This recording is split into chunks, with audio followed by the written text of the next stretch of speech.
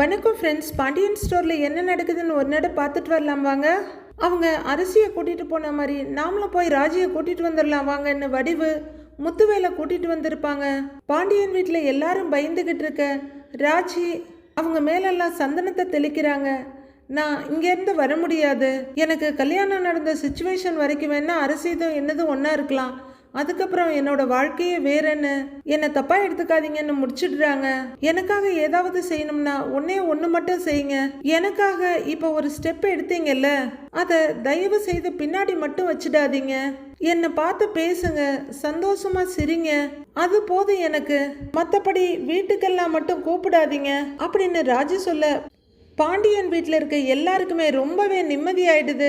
இதுக்கு மேல இதுல செய்யறதுக்கு ஒண்ணுமில்லைன்னு முத்துவேல் அங்கிருந்து போயிடுறாரு. அரசி நிம்மதியா பார்த்துட்டு இருக்க மீனாவோட கண்ணில் கண்ணீர் வருது, அதை தொடச்சிட்டு இருக்காங்க. மயிலு மட்டும் மூச்சை பிடிச்சிட்டு பார்த்துட்டு இருக்காங்க. இம்பிட்டு நடந்தும் கதிர் ஏன் வெளியே வரவே இல்லை அப்படின்னு யோசிக்கிற மீனா கதிர் இருக்க ரூமுக்கு வர்றாங்க. அங்க கட்டில்ல படுத்துக்கிட்டு எஸ் அப்படிங்கிற கதிர் தலைக்கு அடியில 2 கையையும் கோத்து வச்சுக்கிட்டு விட்டத்தை பார்த்து ஜாலியா சிரிச்சுக்கிட்டு இருக்காரு. இத பாக்குற மீனா, அது சரி, அவ அங்க தனியா வெளியே பேசிக்கிட்டு இருக்கிறா, இவன் இங்க ஹாயா ரசிச்சுக்கிட்டு இருக்கானா அப்படின்னு மீனா யோசிச்சுட்டு இருக்க கதிர் கட்டில்ல படுத்துக்கிட்டு 2 கையும் அப்படின்னு மாத்தி மாத்தி கையை தூக்கிட்டு இருக்கவரு அடுத்த கையை தட்டிட்டு யா அப்படின்னு கேமராமேன் மாதிரி வியூவெல்லாம் பார்க்க ஆரம்பிச்சிடுறாரு. கதிர் ஜாலியா இருக்கிறத பார்த்துட்டு வந்த சுவடே தெரியாம அங்கிருந்து நகர்ந்துடுறாங்க மீனா. வடிவுக்கு சொல்ல முடியாத வருத்தமா இருக்கு. அப்படியே நின்று இருக்கவங்க ராஜி அம்மான்னு கூப்பிட ஒன்னும் பேசாம திரும்பி போயிட்டு இருக்காங்க. கோமதிக்கு சந்தோஷம் தாங்க முடியல. உடனே ராஜியோட முகத்தை கையில எடுத்து கன்னத்துல மாறி மாறி முத்தம் கொடுத்து அப்படியே இறுக்கமா ஹக் பண்ணிக்கிறாங்க. என் செல்லம், அப்பா அம்மா கூட போயிடுவியோன்னு நினைச்சேன்டி, இப்பதான் எனக்கு ரொம்ப சந்தோஷமா இருக்குன்னு கண் கலங்க சொல்றாங்க கோமதி. அரசிய மெதுவா பக்கத்துல வந்து அண்ணி அப்படின்னு தோல்ல சாஞ்சிக்கிறாங்க. மயிலும் பக்கத்துல வந்து நிக்க ஏம்மா உனக்கு கரினாக்கா என்னங்கிறாங்க கோமதி. ஏன் அத்தை அப்படி கேக்குறீங்க அப்படின்னு மயில அப்பாவியா கேட்க, இல்ல கோலம் போடும்போது நீ பேசுனது அப்படியே நடந்து போச்சே அப்படின்னு கோமதி கேட்க, அப்படின்னு பாக்குற மயிலு, அத்தை நான் என் சந்தேகத்தை தானே சொன்னேன் அப்படின்னு சொல்லிட்டு ரொம்பவே சங்கடமா நிக்க, இங்க பாரு, இனிமே இந்த மாதிரி சந்தேகம் எதுவும் வந்துச்சுன்னா தண்ணிய குடிச்சு அதை முழுங்கிடு, வெளியே எதுவும் சொல்லிடாத அப்படின்னு கோமதி சொல்ல அப்படின்னு தலையாட்டிக்கிறாங்க மயிலு. அண்ணி அண்ணன் தான் நீங்க எடுத்த முடிவுல ரொம்ப சந்தோஷப்படும் அப்படின்னு அரசி சொல்ல அங்க இருக்க 3 பேரும் சந்தோஷமா சிரிச்சுக்கிட்டு இருக்காங்க. ரூம்குள்ள இருக்க கதிர் கனவு உலகத்துல மிதந்துகிட்டு இருக்காரு. எல்லாத்துக்கும் மேல கதிர் இருக்கான். என் கனவுக்காக அவன் துணையா நிக்கிறான், எனக்காக நிறைய பண்றான், என்ன சந்தோஷமா பாத்துக்கிறான் அப்படின்னு ராஜு சொன்னது ஞாபகம் வர அவரு ரொம்பவே சந்தோஷமா ரூம்குள்ள இங்கேயும் அங்கேயுமா நடந்துகிட்டு காலரை தூக்கி விட்டுட்டு நின்றுட்டு இருக்க ராஜி அங்க வேகமா வர்றாங்க. வர்ற ராஜி பயங்கரமா ஒரு முறைச்சிட்டு திரும்பி நின்று கையை கட்டிட்டு நிக்கிறாங்க. ஏதாவது பேசலாமா இல்ல வில்லங்கமாயிடுமான்னு யோசிச்சுட்டே கதிர் கொஞ்சம் பக்கம் வர மொபைல் ரிங் ஆகுது. கதிர் போன் பக்கமா திரும்ப போன்ல கைய வச்ச அவ்வளவுதான் சொல்லிட்டேன் அப்படின்னு ராஜு மிரட்ட, இல்ல என் ஃப்ரெண்டு கூப்பிடுறான் அப்படின்னு கதிர் பம்முறாரு. எவன் கூப்பிட்டாலும் எனக்கு கவலை இல்ல, நான் பேச நினைச்சத முதல்ல பேசிடுறேன், அப்புறம் எவன்கிட்ட வேணா நீ பேசு, அத முதல்ல சைலண்ட்ல போடு அப்படின்னு ராஜு ஆர்டர் போட சைலண்ட்ல போட்டு சொல்லுன்னு கையை கட்டி நிக்கிறாரு கதிர்.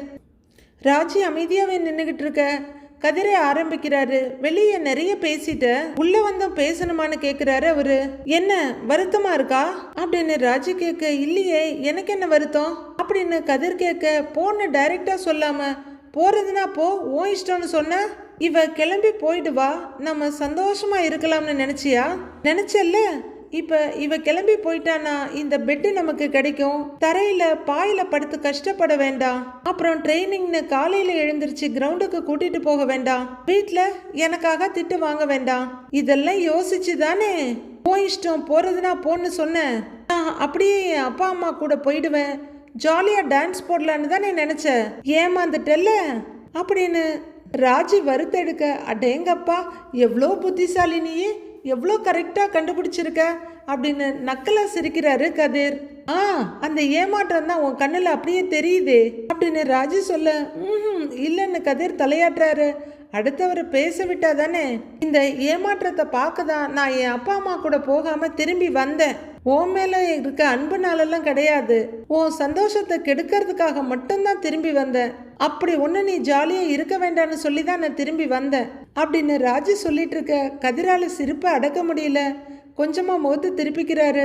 எனக்குமே உன் வீட்டுல இருக்கிறதுலாம் சந்தோஷம் கிடையாது. கொஞ்சம் கூட விருப்பமே இல்லாம தான் உன் கூட இந்த ரூமை ஷேர் பண்ணிக்கிட்டு இருக்கேன்.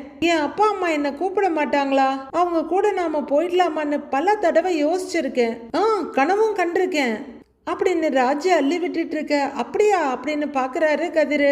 அவரோட பார்வையில நம்பிட்டேன் நீ சுத்துன்ற பேச்சு இருக்கு. என்னோட பல நாள் கனவு பலிக்கிற நேரம். இல்ல பரவாயில்ல, நான் இங்கே இருந்துடுறேன்னு முடிவெடுத்திருக்கேன்னா அதுக்கு என்ன காரணம் தெரியுமா? நீ தான் காரணம், நீ மட்டும்தான். நீ சந்தோஷமா இருக்க கூடாதுங்கிறதுக்காக தான் நான் இங்கேயே இருக்கேனே. போறதுன்னா போன்னு சொல்லிட்டல்ல, பாத்துக்கிறேன் உன்னை பாத்துக்கிறேன் அப்படின்னு ராஜி திரும்புற வேகத்துல அவங்களோட போனிடைல் 2 அடி பின்னாடி வந்துட்டு போகுது. கதிர் ஓ இஷ்டம், நீ போறதுன்னா போன்னு சொன்னதுக்கு வச்சு வாங்கிட்டு ராஜி வெளியே போயிடுறாங்க. ஏய் அப்படின்னு கூப்பிட்டு பாக்குற கதிர் சரி அப்படின்னு பேக் எடுத்து அதில் ஒரு நோட் எடுத்து மொபைல் எடுத்து போட்டுட்டு நிமிர மறுபடியும் ராஜி வர்றாங்க. அப்படின்னு கதிர் சிரிச்சிட்டு இருக்க. கதிர் அப்படி கதிர் இப்படின்னு எங்க அப்பா அம்மா கிட்ட சொன்னேன்ல, அதெல்லாம் சும்மா அவங்க வருத்தப்படக்கூடாதுங்கிறதுக்காக தான் உன்னை பத்தி நான் நல்ல விதமா சொன்னேன் அப்படின்னு ராஜி சொல்ல. ஓ அப்படின்னு பாக்குறாரு கதிர். மற்றபடி நம்ம வீட்டில் இருக்கவங்க மற்றவங்கள பத்தி சொன்னதெல்லாம் உண்மைதான் அப்படின்னு ராஜு சொல்ல. ஓஹோ அப்படிங்கிறாரு கதிர். ஆனா உன்னை பத்தி மட்டும் சொன்னது உண்மை இல்ல. நீ எப்பவுமே மாங்காய் மடையன்தான், மட சாம்பிராணி தான் அப்படின்னு அதே மாதிரி ஒரு திருப்பிட்டு ராஜி போக போடி அப்படிங்கிற மாதிரி கதிரும் அதே மாதிரி திருப்பி காமிக்கிறாரு. ராஜி வெளியே போனது அவரால் சிரிப்பை கண்ட்ரோல் பண்ண முடியல. சந்தோஷமா விழுந்து சிரிக்கிறாரு. மீனாவும் ராஜியும் திணையில உட்கார்ந்து இருக்காங்க. மீனா யோசனையா இருக்க, ராஜி ரொம்ப வருத்தமா யோசிக்கிறாங்க. ராஜி அப்படின்னு கூப்பிட்டு பாக்குறாங்க. No reaction. மறுபடியும் முதுகுல தட்டி ராஜி என்ன யோசிச்சுட்டு இருக்கேன்னு கேக்குறாங்க மீனா. கதிரை பத்தி தான்க்கா யோசிச்சுட்டு இருக்கேன் அப்படின்னு ராஜி சொல்ல. நான் ஒருத்தி இங்க பக்கத்துல உட்கார்ந்துகிட்டு ஏதேதோ பேசிக்கிட்டு இருக்கிறேன், நீ காது கொடுத்து கூட கேட்காம கதிரை பத்தி யோசிச்சுட்டு இருக்கிற. ஆனாலும் நீ சரியான ஆள் தான் அப்படின்னு மீனா சொல்ல மறுபடியும் ஒரு முறைச்சிட்டு திரும்பிக்கிறாங்க ராஜி. அவங்க கதிர் மேல பயங்கர கடுப்புல இருக்காங்க. அறிவே இல்ல அப்படின்னு ராஜி கொஞ்சம் சத்தமா சொல்ல மீனா திடுக்குன்னு பாக்குறாங்க. யாருக்கு ராஜி? எனக்கா அப்படின்னு அவங்க திகைப்போட கேட்க அவனுக்குங்கிறாங்க ராஜி. அவனுக்கா? என்ன ஆச்சுன்னு கேக்குறாங்க மீனா. நேத்து நைட்டு நாங்க சும்மா உட்காந்து பேசிக்கிட்டு இருந்தோம். பேசிட்டு இருக்கும் போது அவன் என்ன கேட்டான் தெரியுமா அப்படின்னு ராஜி கேட்க என்ன கேட்டாங்கிற மாதிரி மீனா பாக்குறாங்க. உனக்கு குழந்தை பிறந்தா அது என்னன்னு கூப்பிடும்னு கேட்டான் அப்படின்னு ராஜு பயங்கர கடுப்போடு சொல்ல மீனா பயங்கரமா திகைச்சு போறாங்க. ஏய் என்னடி கேள்வி இது? அப்படியா கேட்டான்? ஒருத்தன் எப்படி இப்படி கேட்பான்? ஏய் உண்மையை சொல்லு, நீயே எதையோ வச்சு கதை கட்டுறதானே அப்படின்னு மீனா திகைப்பு மாறாம கேட்க. இல்லக்கா, அந்த முட்டாள் அப்படிதான் கேட்டான். முட்டாள், அட்டி முட்டாள், சரியான முட்டாள். அந்த கடுப்புல இருக்கும் போதுதான் உங்க வீட்டு ஆளுங்க கூப்பிட்டா நீ போவியான்னு மயிலக்கா கேட்டாங்க. நான் ஒரு அறிவு கெட்டவ நேரா போய் அதையும் அவங்கிட்ட சொன்னேன். அந்த அறிவு கெட்டவன் அதுக்கு என்ன சொன்னான் தெரியுமா? வீட்டுல வந்து கூப்பிட்டா போய் தானே ஆகணுங்கிறான் அப்படின்னு ராஜு சொல்ல அதிர்ந்து போய் பாக்குறாங்க மீனா. அவன் சொன்ன நேரமோ இல்ல மயிலக்கா கேட்ட நேரமோ தெரியல, எங்க வீட்டுல இருந்து வந்து நின்னாங்க, வான்னு கூப்பிட்டாங்க. அப்பவும் நான் போய் அவங்கிட்ட சொன்னேன், கூப்பிடுறது உன் அப்பா அம்மா, முடிவெடுக்க வேண்டியது நீ, என்கிட்ட ஏன் கேட்குற, போறதுன்னா போங்கிறான் அப்படின்னு ராஜு சொல்ல மீனாவும் குழப்பமா பார்த்துட்டு இருக்காங்க. அவன் இதை சாதாரணமாலாம் முகத்தை வச்சுட்டு சொல்லலக்கா, முகத்தை ஒரு மாதிரி எரிச்சலா வச்சுட்டு சொல்றான். அவனுக்கு என்ன பிடிக்கவே இல்லை, அதுலயும் நான் இங்க இருக்கிறது சுத்தமா பிடிக்கல அப்படின்னு ராஜி கோவத்துல கொந்தளிச்சுக்கிட்டு இருக்க. அப்படியெல்லாம் இல்ல ராஜி அப்படின்னு மீனா சொல்ல. அப்படிதான்க்கா, அவனுக்கு என்ன பிடிக்கலன்னு ராஜி திட்டவட்டமா சொல்றாங்க. சரி பிடிக்கல, ஆனாலும் நீ இந்த வீட்டுல இருந்தா இரு, போனா போன்னு சொல்லிட்டான்ல அப்படின்னு மீனா கேட்க ஆமான்னு தலையாட்டுறாங்க ராஜி. அப்ப நீ உன் வீட்டுக்கு போயிருக்க வேண்டியது தானே, நீ ஏன் போக மாட்டேன்னு சொன்னேன்னு மீனா கேக்குறாங்க. ஏன்னா எனக்கு அவனை பிடிச்சி தொலைஞ்சிருச்சு அதனால போகல அப்படின்னு ராஜி டக்குன்னு சொல்லிட மீனா சிரிச்சுட்டே பாக்குறாங்க. ஐயையோ, கோவத்துல நாமளே கொட்டி தொலைச்சிட்டோமோ அப்படின்னு ராஜி முழிக்கிறாங்க. ஓஹோ, எங்க நீ என்ன சொன்னிய, அதை மறுபடியும் ஒரு தடவை சொல்லுங்கிறாங்க மீனா. அது என்னமோ நான் தெரியாம வாய் தவறி பேசிட்டேன். அதெல்லாம் திருப்பி சொல்ல முடியாது அப்படின்னு ராஜி சொல்ல, நீ வாய் தவறியெல்லாம் எதுவும் சொல்லல, உன் மனசுல இருக்கிறது தான் வாய் வழியா லபக்குன்னு வந்துருச்சு அப்படின்னு மீனா விளையாட்டா சொல்லிக்கிட்டு இருக்க. அதெல்லாம் ஒன்றும் இல்லக்கா அப்படின்னு ராஜி விருப்பாவே உட்கார்ந்துருக்க. ஏய் சும்மா சொல்லாத, நீ என்கிட்ட மட்டுமாவது உண்மையை ஒத்துக்கோ. உனக்கு கதிரை பிடிச்சிருக்கு தானே, சொல்லு அப்படின்னு மீனா கேட்க லைட்டா தலையாட்டுற ராஜி. பிடிச்சிருந்து என்னக்கா பிரயோஜனம், அவனுக்கு தான் பிடிக்கல இல்லைங்கிறாங்க. இருந்தா இரு, போறதுனா போன்னு சொல்றானே அப்படின்னு ராஜி கோவப்பட, நீ தான் அப்படி நினைச்சுக்கிட்டு இருக்கிற ராஜி, ஆனா அவனுக்கு உன்னை பிடிச்சிருக்குங்கிறாங்க மீனா. எப்படி சொல்றீங்கன்னு ராஜி கேட்க, எல்லாம் எனக்கு தெரியும் அப்படின்னு மீனா சொல்ல, எப்படி தெரியும் அவன் சொன்னான்னு ராஜி கேக்குறாங்க. ஆம்பளைங்க எல்லாம் என்னைக்கு மனசுல இருக்கத வாயை திறந்து சொல்லி இருக்காங்க, அப்படிலாம் தான் அவங்க எல்லாம் சொல்லிட்டாங்கன்னா தான் பிரச்சனையே இல்லையேங்கிறாங்க மீனா. அப்புறம் எப்படி உங்களுக்கு தெரிஞ்சுதான் அப்படின்னு ராஜி கேட்க, அம்புட்டு விஷயம் நடந்துகிட்டு இருக்குது, ஆனா இந்த கதிரை மட்டும் காணோம். எனக்கு ஒரே குழப்பம். அவன் எங்கடா இருக்கான்னு வீட்டுக்குள்ள தேடினா உங்க ரூம்குள்ள வாய் ஃபுல்லா பல்லா உட்கார்ந்து இருந்தான். கைய வச்சுக்கிட்டு இந்தா இப்படி எஸ் எஸ் எஸ் எஸ் அப்படின்னு சொல்லிக்கிட்டு இருந்தானா பாத்துக்க. ஏன் அப்படின்னு மீனா சொல்ல, ஆஹா நீங்க சும்மா சொல்றீங்க, நான் நம்ப மாட்டேன் அப்படின்னு ராஜு சொல்ல, அடியே நிஜமா தாண்டி சொல்றேன், அவன் டான்ஸ் ஆடாத குறைதான் அம்பிட்டு சந்தோஷமா இருந்தான் தெரியுமா உள்ள அப்படின்னு மீனா சொல்ல, அப்படிலாம் இருக்காது அப்படின்னு ராஜி பிடிவாதமா சொல்றாங்க. ஐயோ, அந்த நேரம் என் கையில போன் இல்ல, இருந்துருச்சுன்னு வச்சுக்கோயேன், நான் கண்டிப்பா வீடியோ எடுத்து உங்ககிட்ட காட்டி இருப்பேன். அவன் நிஜமாவே சந்தோஷப்பட்டான் ராஜி அப்படின்னு மீனா சொல்ல, அப்ப ஏன் நான் கேட்டப்போ போறதுன்னா போன்னு சொன்னா அப்படின்னு ராஜி கேட்க, போகாதன்னு சொல்லணும்னு மனசுல தோணி இருக்கும், ஆனா அது வார்த்தையா தான் வந்திருக்காது. இங்க பாரு, நீ நிஜமாவே வீட்டை விட்டு போகாதது அவனுக்கு சந்தோஷம்தான், அத அவன் எப்பவாவது எப்படியாவது வெளியில காட்டுவான் பாரு அப்படின்னு மீனா சொல்ல, எப்பவாவது எப்படியாவது வெளிக்காட்டுறதுக்கு நேர்லயே சொன்னாதான் என்ன வாங்குறாங்க ராஜி. ஏண்டி எந்த ஃபீலிங்ஸுமே அவன் மேல இல்லைன்னு சொல்லிட்டு சுத்திக்கிட்டு இருக்கிற, இன்னைக்கு என்கிட்ட வந்து அவனை பிடிச்சிருக்குன்னு சொல்றல்ல, அதே மாதிரி அவனும் வந்து உங்ககிட்ட சொல்லுவான் பாரு அப்படின்னு மீனா சொல்ல, ராஜு முகத்திலேயும் லைட்டா சிரிப்பு வருது.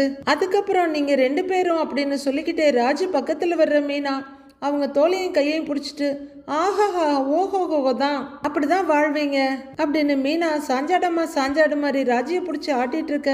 ராஜி சிரிக்கிறாங்க. சிரிப்பை பாரு அப்படிங்கிற மீனா, உங்களுக்கு கல்யாணம் பண்ணி வச்சதுக்கு அப்புறம் அத்தை எப்பவுமே என்கிட்ட சொல்லுவாங்க, இந்த கல்யாணம் கடவுள் போட்ட முடிச்சுன்னு.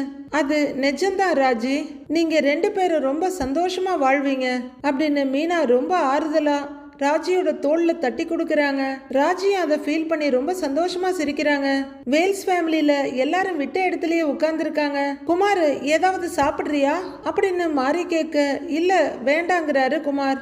ஆத்தா, நான் வெளியில போயிட்டு வர்றேன்னு முத்துவேல் எழுந்திருக்க, அண்ணே ராஜி விஷயம் அவ்வளவுதானான்னு சக்திவேல் கேக்குறாரு. பாட்டி உடனே அம்புட்டு தானா, புரியலையே சக்தி, நீ என்ன பண்ணணும்னு நினைக்கிற அப்படின்னு கொஞ்சம் சுறுசுறுப்பா கேக்குறாங்க.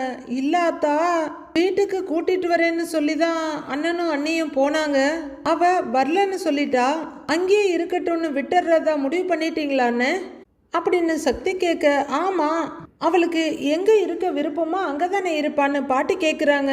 அது எப்படி ஆத்தா, பாண்டி மவளுக்கு ஒரு நியாயம் ராஜிக்கு ஒரு நியாயமா அப்படின்னு சக்திவேல் மொட்டை தலைக்கும் முழங்காலுக்கும் முடிச்சு போட்டுட்டு இருக்காரு. 2 பேருக்குமே ஒரே நியாயம்தான்னு பாட்டி சொல்றாங்க. அப்படின்னு சக்திவேல் கேட்டுட்டு இருக்க, அரசியை யார் அனுப்புனது, அவளா தானே போனா, அதே மாதிரி ராஜியும் இங்க விருப்பப்பட்டு வந்தா வரட்டும், இல்லைன்னா அவன் புருஷன் கூடவே சந்தோஷமா குடும்பம் நடத்தட்டுங்கிறாங்க பாட்டி. புருஷன், பெரிய புருஷன், ஏன் ஆத்தா, அவன் ஒரு பரதேசி பையன், அவன் கூட எதுக்கு ஆத்தா ராஜி வாழணும் அப்படின்னு சக்திவேல் பயங்கர எரிச்சலா கேட்டுட்டு இருக்காரு. ஏங்க, அந்த முடிவை நாம எடுக்க முடியாதுல்ல அப்படின்னு மாறி கேட்க, சின்ன பசங்களை முடிவெடுக்க விட்டுதான் நம்ம குடும்பமே சின்ன பின்னமா கிடக்குதாத்தா அப்படிங்கிற சக்திவேல். அண்ணே, மயிலேன்னா இறக போடாதண்ணே, நம்ம தான் இறக பிடிச்சி இழுக்கணும், வா வான்னு கூப்பிட்டா ராஜி வரமாட்டா, நாம தான் அவளை கட்டாயப்படுத்தி கூட்டிக்கிட்டு வரணும் அப்படின்னு சக்தி சொல்ல, முத்துவேல் அமைதியா இருக்காங்க. பாட்டி டென்ஷன் ஆயிடுறாங்க. டேய் அப்படின்னு கூப்பிட்டுட்டு இருக்க, அண்ணே ராஜி பாண்டிய வீட்டுல இருக்கிற வரைக்கும் நம்மளுக்கு அசிங்கம் அண்ணே, இன்னைக்கு இல்லாட்டியும் என்னைக்காவது ஒரு நாள் அந்த பரதேசி சொல்லி காமிச்சிருவானே, பெரிய தியாகி வேஷம் போட்டுருவானே அது நடக்கக்கூடாதுன்னு, நடக்கவும் விடக்கூடாதுன்னு, வீடு பூந்து ராஜியை அடிச்சு இழுத்துட்டு வந்துடணும்னுங்கிறாரு சக்திவேல். அமைதியா கேட்டுக்கிட்டு இருந்த முத்துவேல், டேய் போதும் நிறுத்து சக்தி அப்படின்னு கத்த சக்திக்கு ரொம்பவே அதிர்ச்சி ஆயிடுது. அண்ணன் ஒரு நாள் குரலை உயர்த்த மாட்டாரு, இப்படி கத்துறாருன்னு பாக்குறாரு. அவ தான் அங்கேயே இருக்கேன்னு முகத்துல அடிச்ச மாதிரி சொல்லிட்டால, அப்புறம் இங்க கூட்டிட்டு வந்து என்ன பண்ண போறோன்னு கேக்குறாரு முத்துவேல். இல்லன்னே நான் என்ன சொல்ல வர்றேன்னா அப்படின்னு சக்திவேல் இழுத்துக்கிட்டு இருக்க. போதும் அவளை கூட்டிட்டு வர்ற பேச்சையை இத்தோட விட்டுறலாம் அப்படின்னு அதுக்கு ஒரு ஃபுல் ஸ்டாப் வச்சுட்டு எழுந்து போயிடுறாரு முத்துவேல். அடுத்ததா வடிவுகிட்ட திரும்புற சக்திவேல், நான் சொல்றத அண்ணன் தான் புரிஞ்சுக்க மாட்டேங்கிறாரு, நீங்களாவது புரிஞ்சுக்குவீங்கன்னு நினைக்கிறேன் அண்ணிங்கிறாரு. நீங்க எதுவும் சொல்ல வேணாம் தம்பி, ராஜி இந்த வீட்டுக்கு வரணுங்கிற பேச்ச ஆரம்பிச்சதே நான் தான். கல்யாணம் பண்ணிக்கிட்டு அவ சந்தோஷமா இருக்காளோ இல்லையோன்னு நான் பயந்தேன். அவளை வீட்டுக்கு கூட்டிட்டு வரலன்னு நான் தான் உங்க அண்ணன் கிட்ட சொன்னேன். ஆனா இப்போ அவ வாயாலேயே அவ சந்தோஷமா இருக்கிறதா சொல்லிட்டா அப்படின்னு வடிவு சொல்லிட்டு இருக்க. ஆமாமா அப்படிங்கிற மாதிரி சக்திவேல் ஒரு தேவையில்லாத ரியாக்ஷன் கொடுக்கறாரு. ஆமான்னு பாட்டி தலையாட்டிட்டு இருக்க. எது நடந்தாலும் சாப்பிட்றத தவிர நான் வேற எதுக்கும் வாயை திறக்க மாட்டேன்னு குமரவேலும் உட்கார்ந்துருக்காங்க. இதுக்கு மேல நாம எதுவுமே பண்ண வேண்டாம், அவ சந்தோஷத்தையும் நாம கெடுக்க வேண்டாம். அப்புறம் இன்னொன்னு சொல்றேன் தம்பி, எல்லாத்துக்கும் அடிக்கிறது இழுக்கிறது கொல்றதுன்னு செய்ய ஆரம்பிச்சிடாதீங்க. குறிப்பா பொம்பளைங்க விஷயத்துல அது என்னைக்குமே நல்லது கிடையாது. இப்படி எல்லாம் நாம பேசுறோம்னு தெரிஞ்சா நம்ம வீட்டுக்கு வரணும்னு நினைக்கிறவங்க கூட வரமாட்டாங்க அப்படின்னு சரியா பதிலடி கொடுத்துட்டு வடிவம் அங்க இருந்து போயிடுறாங்க.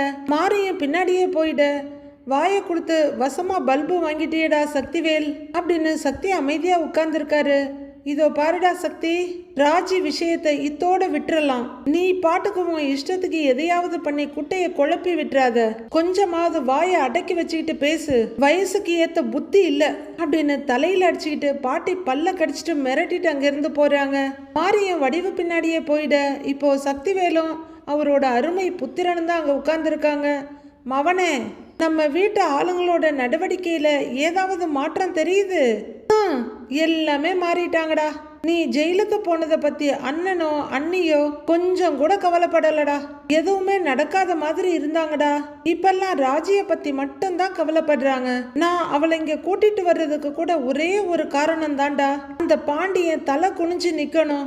மத்தபடி அவ இங்க வர்றதுல எனக்கு கொஞ்சம் கூட விருப்பம் கிடையாதுடா. நான் இப்ப இங்க வரமாட்டேன், சந்தோஷமா இருக்கேன்னு வேற சொல்லிட்டாளா? இனிமே அவ்வளவுதான். இனிமே டோட்டலா எல்லாமே மாறிடும்டா. எல்லாம் மாறிடுமா? தீபாவளி வருதா, அண்ணனும் அண்ணியும் சீரை எடுத்துட்டு போய் கொடுப்பாங்க. அடுத்த பொங்கலுக்கு ராஜியும் அவ வீட்டுக்காரனும் இந்த வீட்டுக்கு வருவாங்க. கெடா விருந்து வச்சு எல்லாரும் நல்லபடியா சாப்பிடுவாங்க. அப்புறம் திருப்பி பொங்கல் தீபாவளின்னு மாறி மாறி எல்லாரும் குடும்பமா சேர்ந்து கொண்டாடுவாங்க. உனக்கும் எனக்கும் சுத்தமா இந்த இடத்துல வேலையே கிடையாது. நாம எங்கேயாச்சும் மூட்டையை முடிச்சு கட்டிக்கிட்டு போயிட வேண்டியதுதான் அப்படின்னு சக்திவேல் பையன் மனசுல நஞ்சு விதைக்கல அள்ளி ஊத்திக்கிட்டு இருக்காரு. ஆனா குமரவேல் கிட்ட இருந்து எந்த ரியாக்ஷனுமே இல்லை. நம்மளுக்கே ரொம்ப ஆச்சரியமா இருக்கு. ஏண்டா அப்ப இம்புட்டு சொல்ற, நீ எதுவுமே சொல்லாம உட்கார்ந்துருக்க அப்படின்னு நம்ம சந்தேகத்தை அவரே கேட்டுடுறாரு. எனக்கு என்னமோ உடம்பு சரியில்லைப்பா, நான் கொஞ்சம் ரெஸ்ட் எடுக்க போறேன் அப்படின்னு குமரவேல அங்கேருந்து கிளம்புறாரு. பயவுள்ள இப்படி நடந்துக்குதே, ஒருவேளை இதுவும் தெரிஞ்சிருச்சோ அப்படின்னு நாம நினைக்கிற மாதிரியே நினைக்கிற சக்திவேல், இவனும் இந்த கூட்டத்தோட சேர்ந்துட்டானோ அப்படின்னு யோசிக்கிறவரு, சேச்சே நம்ம புள்ள நம்ம ரத்தமாச்சே, அப்படிலாம் திருந்த மாட்டான் அப்படின்னு சிரிக்கிறவரு, பார்த்துக்கலாம் அப்படின்னு அங்கிருந்து கிளம்புறாரு. சோஃபாவில் கதிரை நடுப்புற உட்கார வச்சு ஒரு பக்கம் செந்திலும் இன்னொரு பக்கம் சரவணனும் கையை பிடிச்சிக்கிட்டு உட்காருடா உட்காருடான்ட்டு இருக்காங்க. அண்ணே அண்ணே நான் போறேண்ணே அப்படின்னு கெஞ்சிக்கிட்டு இருக்காரு கதிர். டேய் உட்காருடா அப்படின்னு ரெண்டு பேரும் இழுத்து பிடிச்சி அழுத்தி உட்கார வைக்கிறாங்க. அங்க இருக்க ஒத்த சேர்ல உட்காந்துக்கிட்டு அரசி இதெல்லாம் பார்த்துக்கிட்டு இருக்காங்க. டேய் சும்மா உட்காருடா அப்படிங்கிற செந்தில், ஆச்சியோட அப்பா அம்மாவுக்கு எப்படி இப்படி ஒரு யோசனை வந்துச்சு அப்படின்னு கேட்க, எனக்கு என்னன்னே தெரியும் அப்படின்னு கதிர் கேட்க, அவங்க ரெண்டு பேரும் வந்து கூப்பிட்ட உடனே நீ முன்னாடி போய் நின்று இருக்கணும்ல அப்படின்னு சரவணன் கேட்குறாரு. ஏன் ஒய்ஃப நீங்க எப்படி கூட்டிட்டு போலான்னு சண்டை போட்டிருக்கணுமா இல்லையா அப்படின்னு செந்தில் கேட்க, சரி சரி சரி ஓகே, இனிமே அவங்க கூப்பிட்டாங்கன்னா நீங்க சொன்னதெல்லாம் பண்றேன், இப்ப என்னைய விடுங்க அப்படின்னு கதிர் எழுந்திருக்க போக, டேய் உட்காருடாங்கிற அப்படின்னு ரெண்டு பேரும் மறுபடியும் இழுத்து உட்கார வைக்கிறாங்க.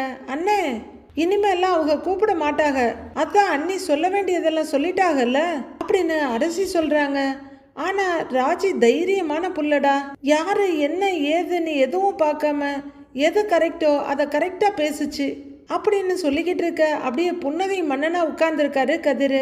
அண்ணே பேசும்போது ஒன்று சொன்னாங்கண்ணே அப்படின்னு அரசி சொல்ல செந்திலும் சரவணனும் என்னங்கிற மாதிரி பாக்குறாங்க. எல்லாத்துக்கும் மேல எனக்காக கதிர் இருக்கான், அவனை பத்தி கவலைப்படாம ஏன் கனவுக்கு துணையா நிக்கிறான்னு அப்படின்னு அரசி சொல்ல கதிர் ரொம்பவே பெருமையா சந்தோஷமா சிரிக்கிறாரு. சரி ஓகே சந்தோஷமா இருந்துச்சு, நான் கிளம்புறேன்னு கதிர் எழுந்திருக்க. டேய் என்னடா பேசிட்டு இருக்கிறோம், சும்மா சும்மா போறேன்னு எழுந்துட்டு உட்காருடா அப்படின்னு செந்தில் இழுத்து உட்கார வைக்க என்னன்னே அப்படின்னு சலிச்சிட்டு உட்கார்றாரு கதிர். அண்ணே அப்படிப்பட்ட கதிரை விட்டுட்டு என்னால எப்படி போக முடியும்னு சொன்னாங்க அப்படின்னு ராஜு சொல்ல அடாடாடாடாடா இதுக்கு பேர் தான்டா காதல் அப்படின்னு சரவணன் சொல்ல அரசியும் ஆமான்னு தலையாட்ட கதிர் கொஞ்சம் வெக்கத்தோடு சிரிச்சிட்டு இருக்காரு. இங்க பாருங்க இப்ப என்னைய உடல நான் கடிச்சிருவேன் அப்படின்னு ரெண்டு பக்கம் மாறி மாறி கடிக்கிற மாதிரி அவங்க கையை பிடிக்க போக அவங்க கொஞ்சம் தளர்த்த இதான் சந்தர்ப்பம்னு கதிர் எழுந்துடுறாரு. டேய் அதெல்லாம் முடியாதுடா உட்கார்றான்னு ரெண்டு பேர் ரெண்டு பக்கம் கையை பிடிச்சி இழுத்துக்கிட்டு இருக்க. அதெல்லாம் முடியாதுன்னு அப்படின்னு கதிர் சொல்லிட்டு இருக்க. கரெக்டா பாண்டியன் வர எல்லாரும் தனித்தனியா ஒழுங்கா நின்னுடுறாங்க. மூக்குல வெத்த மாதிரி கரெக்டா வந்துடுறாரு அப்படின்னு செந்தில் புலம்பிட்டு இருக்காரு. என்னன்னே நீயே அப்படின்னு கதிர் சொல்லிட்டு இருக்க. பாண்டியன் வந்து அந்த 3 சீட்டர் சோஃபாவில் நடுப்புற உட்கார்றாரு. அப்பா என்ன சொல்ல போறா தெரியலையே அப்படின்னு சரவணன் தயங்கிக்கிட்டு இருக்க. அவ்வளவுதான் விசாரணை கமிஷனை ஆரம்பிக்க போறாரு அப்படிங்கிற மாதிரி செந்தில் பார்த்துக்கிட்டு இருக்க. அவர் எதுவும் சொல்லாம கோமதின்னு கூப்பிடுறாரு. அரசி அங்க உட்கார்ந்து இருக்கிறத பார்த்துட்டு அரசி வாப்பா வந்து அப்பா கிட்ட உட்காருப்பான்னு சொல்ல அவங்களும் எழுந்து போய் பாண்டியன் கிட்ட உட்கார்றாங்க. அப்போ அங்க வர்ற பழனி மச்சான் கரெக்டா அளவெடுத்த மாதிரி நீங்க சொன்ன இடத்துலயே வண்டியை விட்டுட்டு வந்துட்டேன் அப்படின்னு சொல்ல பாண்டியன் அப்படின்னு தலையாட்டுறாரு. மறுபடியும் கோமதி இன்னும் வரலங்கிறத பார்த்துட்டு ஏய் கோமதி அப்படின்னு கூப்பிட இதோ வந்துட்டேன்னு சத்தம் மட்டும் வருது. அப்பாவுக்கு சப்போர்ட்டா அம்மான்னு சரவணனும் கூப்பிடுறாரு. என்னப்பா பண்ணிக்கிட்டு இருக்கிறா அப்படின்னு பாண்டியன் மகக்கிட்ட சொல்லிட்டு இருக்க. என்னங்கன்னு கோமதி வந்து நிக்கிறாங்க. எத்தனை தடவை தான் உன்னை கூப்பிட்டு இருக்குது அப்படின்ற பாண்டியன் பேக் எடுத்து நீட்ட கொஞ்சம் சமையல்ல வேலையா இருந்தேங்கிறாங்க கோமதி. இந்தா இதுல பணம் இருக்கு கொண்டு போய் உள்ளர வைன்னு கொடுக்குறாரு. அப்போ மயில் அங்க வர மயில் மாமாவுக்கு தண்ணி கொண்டு வா அப்படிங்கிற கோமதி ரூமுக்குள்ள போக மயில் கிச்சனுக்குள்ள போறாங்க. ஏன்பா அரசி அப்படின்னு பாண்டியன் கூப்பிட அப்பான்னு திரும்புறாங்க அரசி. கண்டதையும் கடியதையும் யோசிக்காத அப்படின்னு சொல்ல இல்லப்பா அப்படின்னு அரசி சொல்லிட்டு இருக்க. ஏன்பா வீட்டில் சும்மா இருக்கிற நேரத்துலாம் அப்பாவுக்கு ஃபோன் பண்ணுப்பா அப்படின்னு பாண்டியன் சொல்ல பண்ணுறேன்ப்பாங்கிறாங்க அரசி. மாமா இந்தாங்க மாமா தண்ணின்னு மயிலு கொண்டு வந்து கொடுக்க கொடுப்பான்னு வாங்கி குடிச்சிட்டு கீழே வச்சிடுறவரு. ஏன்பா மயிலு இப்ப நல்லா இருக்கீல்லன்னு கேக்குறாரு. நல்லா இருக்கேன் மாமான்னு வேகமா தலையாட்டுறாங்க. உடம்புக்கு பிரச்சனை எதுவும் இல்லையே அப்படின்னு பாண்டியன் கேட்க அதெல்லாம் இல்ல மாமா அப்படின்னு மயிலு சொல்ல கோமதியும் உள்ளர வச்சுட்டு வந்து ஒத்த சோஃபால உட்கார்றாங்க. அப்போ மீனாவும் ராஜியும் கூட அங்க வந்து நிக்கிறாங்க. ஏன்பா ராஜி திரும்ப உங்க வீட்டுல இருந்து பேச்சுவார்த்தை நடத்துறதுக்கு யாராவது வந்தாங்களா அப்படின்னு பாண்டியன் கேட்க இல்ல மாமா யாரும் வரலங்கிறாங்க ராஜி. ஏன்பா ராஜி மாமா எதுக்கு தெரியுமா வெளியிலேயே வரல, போகணுமா வேணாமாங்கிறத முடிவை நீயே எடுக்கட்டும்னு தான் நான் வெளியிலேயே வரல. இப்ப உன் முடிவை நீ தெளிவா சொல்லிட்டியல்ல, இதுக்கப்புறமா யாராவது வந்து தேவையில்லாம பிரச்சனை பண்ணினாங்கன்னா மாமா என்கிட்ட சொல்லு நான் பாத்துக்கிறேங்கிறாரு பாண்டியன். சரிங்க மாமான்னு சந்தோஷமா தலையாட்டுறாங்க ராஜி. கதிர் ராஜீவே பார்த்துட்டு நிற்கிறாரு. அப்புறம் கோமதி வக்கீல் ஃபோன் பண்ணி இருந்தாரு அப்படின்னு பாண்டியன் ஆரம்பிக்க எந்த வக்கீல்னு குழப்பமா கேட்குறாங்க கோமதி. எந்த வக்கீலா? அதான் உன் அன்னை மையம் மேலே கேஸ் கொடுத்துருந்தோம்ல அந்த வக்கீல் தான் அப்படின்னு பாண்டியன் சொல்ல என்ன சொன்னாங்கன்னு கேக்குறாங்க கோமதி. நாளைக்கு கோர்ட்ல கேஸ் வருதான், நாம போகணுங்கிறாரு பாண்டியன். அவ்வளவுதான். கோமதியும் அரசியும் பயங்கர அதிர்ச்சி ஆயிடுறாங்க. வீட்டுல எல்லாரும் திகைச்சு போய் பார்த்துக்கிட்டு இருக்க. ஏங்க வயசு பொண்ணை எப்படிங்க கோர்ட்டுக்கு கூட்டிட்டு போக முடியும் அப்படின்னு கோமதி கேட்க என்ன பேசுற, இந்த வயசு புள்ளைய தானே உன் அண்ணன் மவன் கடத்தினா, இதே வயசு புள்ள தானே போலீஸ் ஸ்டேஷன்ல வந்து கம்ப்ளைண்ட் கொடுத்துச்சு அப்படின்னு பாண்டியன் கேட்க இல்ல அது வந்து அதெல்லாம் சரிதான், கோர்ட்ல கேட்குற கேள்விக்கெல்லாம் அவ கூண்டுல நின்று பதில் சொல்லணுமா, அதுவும் அம்புட்ட ஆளுங்களுக்கு முன்னாடி வச்சு அதெல்லாம் வேண்டாங்க அப்படின்னு கோமதி சொல்ல அத்தை நீங்க பயமுறுத்தாதீங்க அத்தை அப்படின்னு ராஜு சொல்ல ஆஹாஹா அத்தையோட பயத்திலையும் நியாயம் இருக்கதானே செய்து ராஜி, என்ன ஏதுன்னு நடக்கிறதெல்லாம் நாமளும் சினிமாவில எல்லாம் பார்த்துருக்கோம்ல அப்படின்னு மயிலு சொல்றாங்க. அப்பா அரசிய கூட்டிக்கிட்டு போகாம வேற எதுவும் பண்ண முடியாதாப்பான்னு சரவணன் கேட்க அப்படின்னு தலையாட்டுறாங்க மயிலு. ஏலே நீ வேற என்னடா புரியாம பேசிக்கிட்டு இருக்கிற? அரசி கண்டிப்பா வந்துதான் ஆகணும்ட்டு வக்கீல் சொல்லிட்டாருடா அப்படின்னு பாண்டியன் சொல்ல, இதுக்கு தான் நான் அப்பவே சொன்னேன் போலீஸ் ஸ்டேஷன்லாம் வேண்டான்னு. கேட்காம போனீங்க. இப்ப அடுத்து கோர்ட்டு, இனியும் எங்கெல்லாம் போக வேண்டி இருக்குமோ தெரியல அப்படின்னு கோமதி சொல்ல, அரசியும் கொஞ்சம் சங்கடமா முகத்தை திருப்பிக்கிறாங்க. அக்கா அக்கா நீ பதட்டப்படாம பயப்படாம இரு அப்படின்னு பழனி சொல்ல, டேய் எப்படிடா பதறாம இருக்கிறது? பொம்பளை புள்ள விஷயம்டா, கோவிலுக்கு கூட்டிட்டு போலாம், கோர்ட்டுக்கா கூட்டிட்டு போவாங்க. ஊரு என்னெல்லாம் பேசுங்கிறாங்க கோமதி. என்ன நடந்தாலும் பேசுற ஊர் பேசத்தானே அத்தை செய்யும். ஊரை பத்தி கவலைப்படுறதை விட்டுட்டு நம்ம வீட்டு பொண்ணை பத்தி தான் நம்ம கவலைப்படணும் அப்படின்னு மீனா சொல்ல, ஐயோ இவ வேற சேர்ந்துக்கிட்டாளா அப்படின்னு பாக்குறாங்க கோமதி. ஏன்பா அரசின்னு பாண்டியன் கூப்பிட அப்பாங்கிறாங்க. கோர்ட்ல வர்றதுக்கு உனக்கு எதுக்கும் சங்கடம் எதுவும் இல்லையேன்னு அவர் கேட்குறாரு. அரசி டக்குன்னு பதில் சொல்லாம, நீங்க என் கூட வருவீங்கல்லப்பான்னு கேட்குறாங்க. ஏன்பா என்னப்பா நீ? நானும் வருவேன், என் கூட உன் அம்மாவும் வருவா இல்லைங்கிறாரு பாண்டியன். என்னடா இவர் நம்மளையும் கோத்து விடுறாருன்னு யோசிக்கிற கோமதி, என்ன நானா? நான் கோர்ட்டுக்கு வரணுமான்னு அதிர்ச்சியா கேக்குறாங்க. ஏய் இவ ஒருத்தி, அரசிக்கு துணைக்கு நீ வரமாட்டியான்னு கேக்குறாரு பாண்டியன். கோமதிக்கு ரொம்பவே சங்கடமாயிடுது. ஏங்க அவளே போக வேணான்னு நான் உங்ககிட்ட கேட்டுக்கிட்டு இருக்கிறேன் அப்படின்னு ஆரம்பிக்கிறவங்க பாண்டியன் அவங்கள உத்து பார்க்கவும், சரி போயே ஆகணும்னா நான் வர்றேங்கிறாங்க கோமதி. அப்பா நான் தனியா போகலையேப்பா, நீங்க வர்றீங்கன்னா எனக்கு எந்த பிரச்சனையும் இல்லப்பா அப்படின்னு அரசி சொல்ல, இதோ பாருப்பா அரசி, நீ ஒன்னும் தப்பு பண்ணல, தப்பு பண்ணவங்களுக்கு தண்டனை வாங்கி தரதானே கோர்ட்டுக்கு வர்ற. அங்கெல்லாம் போனா நல்ல தைரியமா பதில் சொல்லணும், புரியுதா அப்படின்னு அரசிக்கு தைரியம் கொடுத்துட்டு இருக்காரு பாண்டியன். அரசியும் உம்முன்னு தலையாடுறாங்க. சரிங்கப்பா நான் அரசி சொல்லிட, என்னங்க ஆனாலும் அப்படின்னு கோமதி ஆரம்பிக்க, ஏய் அப்படின்னு அடைக்கிட்டு இருக்காரு பாண்டியன். அன்னைக்கே அவன் கையை காலை உடைச்சு போட்டிருக்கணும்னு கதிர் ஆரம்பிக்க, ஏன் நீங்க சும்மா இருக்க மாட்டியாடா அப்படின்னு ராஜி பாக்குறாங்க. இன்னைக்கு இந்த நிலைமையெல்லாம் நம்மளுக்கு வந்திருக்காதுல்ல அப்படின்னு கதிர் சொல்ல, இந்தா ஜாமீன்ல வந்துட்டான்டா, இங்கேதான் இருக்கான், இங்க இருந்து 4-8 தானே, போய் மண்டையை அடிச்சு கிடிச்சு உடைச்சு போட்டுட்டு கூட வா. ஆளை பாருடா, இந்த அடி தடி சண்டையெல்லாம் வேணாம்னு உங்க 3 பேருக்கும் சேர்த்து தானேடா சொன்னேன், 10 குறைக்கு தனித்தனியா வேற சொன்னேன். இம்புட்டு சொல்லி திரும்பவும் அடிப்பேன் வெட்டுவேன் குத்துவேன்னு இப்படியே சொல்லிக்கிட்டு இருந்தா ஆளை பாருடா அப்படின்னு பாண்டியன் கதிரை திட்ட, மச்சான் மச்சான் மச்சான் அவன் ஏதோ கோவத்துல பேசிக்கிட்டு இருக்கிறான், நீங்க விட்டுருங்களேங்கிறாரு பழனி. இலே எனக்கு கோபம் இல்லையாக்கும், எனக்கும் தாண்டா கோபம் பொத்துக்கிட்டு வருது. நான் பெத்தவல்ல இவ கடைக்குட்டி, என் மகளை ஒருத்தன் கஷ்டப்படுத்தி இருக்கான், அவனை அப்படியே கொளுத்தறுத்து போடுற அளவுக்கு கோபம் வந்துகிட்டு தாண்டா இருக்கு. இந்த மாதிரி விஷயத்தெல்லாம் உணர்ச்சி வசப்பட்டு பட்டுன்னு கைய வைக்க கூடாதுடா. அதுக்காக அவனை அப்படியே விட்டுற போறதும் கிடையாது. சட்டப்படி அவனுக்கு தண்டனை வாங்கி கொடுக்கணும்னு நான் நினைச்சுக்கிட்டு இருக்கிறேன். அப்படி நான் நினைச்சிட்டு இருக்கிறதுல இவனுக்கு என்ன பிரச்சனையா அப்படின்னு பாண்டியன் பொறுமை. சரி சரி சரி சரி போதும், இப்ப இதை வச்சு பெருசா ஒரு சண்டை போட்டுக்கிட வேணாம் விடுங்கிறாரு பழனி. நான் பாத்துக்கிறேன் மச்சான் அவனுங்களன்னு சொல்ல, பாண்டியன் கோவமா முகத்தை திருப்பிக்கிறாரு. என்ன பண்ணணும் ஏது பண்ணணும்லாம் எனக்கு தெரியும், இம்பிட்டு சொன்னதுக்கு அப்புறமா அவங்கிட்ட போய் சண்டை போட்டு வெட்டுறேன் குத்துறேன் அப்படின்னு தேவையில்லாத வேலை ஏதாவது பார்த்தீங்க அவ்வளவுதான் சொல்லிட்டேன் பாத்துக்கங்க அப்படின்னு பொதுவா ஒரு எச்சரிக்கையை கொடுத்துட்டு, அரசி நீ எதுக்கும் கவலைப்படாதப்பா, அப்பா நான் இருக்கேன்ல அப்படின்னு பாண்டியன் சொல்ல, சரிப்பான்னு தலையாடுறாங்க அரசி. அவரு எழுந்து போக, கேட்டுச்சுல்ல வில்லங்கமா எதையும் யோசிக்காம அமைதியா இருங்கடா அப்புறம் சண்டிகளா அப்படின்னு முடிக்கிறாரு பழனி.